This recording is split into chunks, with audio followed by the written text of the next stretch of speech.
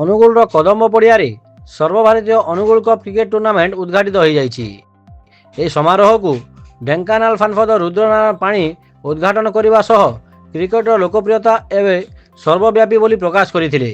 Angul cricket ଆସୋସିଏସନର ସଭାପତି ତଥା ଅନୁଗୁଳ ବିଧାୟକ ପ୍ରତାପ ଚନ୍ଦ୍ର ପ୍ରଧାନଙ୍କ ସଭାପତିତ୍ୱରେ ଆୟୋଜିତ ଏହି ସମାରୋହରେ ସମ୍ମାନିତ ଅତିଥି ରୂପେ ତାଳଚେର ବିଧାୟକ ବ୍ରଜକିଶୋର ପ୍ରଧାନ, ପାଲଲହଡ଼ା ବିଧାୟକ ଅଶୋକ ମହାନ୍ତି, ପୋଲିସ ଆଇଜି ସତ୍ୟବ୍ରତ ଭୋଇ, ଜିଲ୍ଲାପାଳ ଅବଦୁଲ ଏମ୍ ଏକ୍ତାର, ନଗରପାଳ ଅକ୍ଷୟ କୁମାର ସାମନ୍ତ, ପୌରା ଉପାଧ୍ୟକ୍ଷ ଅନୁପମା ସାହୁ, ଉପଜିଲ୍ଲାପାଳ ମାୟାଧର ବେହେରା, କ୍ରୀଡ଼ା ସଂସଦ ସମ୍ପାଦକ ଡାକ୍ତର ଗୌର ଗୋବିନ୍ଦ ସାମନ୍ତ, ଜିଲ୍ଲା କ୍ରୀଡ଼ା ଅଧିକାରୀ ଅକ୍ଷୟ କୁମାର ସେଠ, ଜେଏସ୍ପିଏଲ୍ର ବରିଷ୍ଠ ମହାପ୍ରବନ୍ଧକ ଜୟନ୍ତ ମହାନ୍ତି ଓ ପୌର ପରିଷଦମାନେ ଯୋଗ ଦେଇଥିଲେ।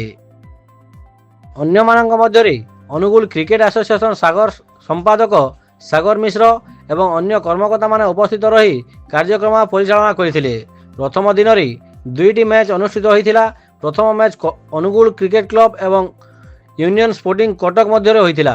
ଅନୁଗୁଳ ପ୍ରଥମେ ବ୍ୟାଟିଂ କରି 17 ଓଭରରେ 6 ୱିକେଟ୍ ହରାଇ 115 ରନ୍ କରିଥିଲା। ଜବାବରେ କଟକ 15.1 ଓଭରରେ 8 ୱିକେଟ୍ ହରାଇ ବିଜୟ ଲାଭ କରିଥିଲା। କଟକର ରାମେଶ୍ୱର ବାରିକ ଶ୍ରେଷ୍ଠ ଖେଳାଳି ବିବେଚିତ ହୋଇଥିଲେ। ଦ୍ୱିତୀୟ ମ୍ୟାଚ୍ ସମ୍ବଲପୁର ଓ ମୁମ୍ବାଇ ଏକାଦଶ ମଧ୍ୟରେ ଅନୁଷ୍ଠିତ ହୋଇଥିଲା। ସମ୍ବଲପୁର 18 ଓଭରରେ 7 ୱିକେଟ୍ ହରାଇ 172 ରନ୍ କରିଥିଲା। ଏହାର ଜବାବରେ ମୁମ୍ବାଇ 12.1 ଓଭରରେ ମାତ୍ର 73 ରନ୍ରେ ଅଲ୍ ଆଉଟ୍ ହୋଇଯାଇଥିଲା।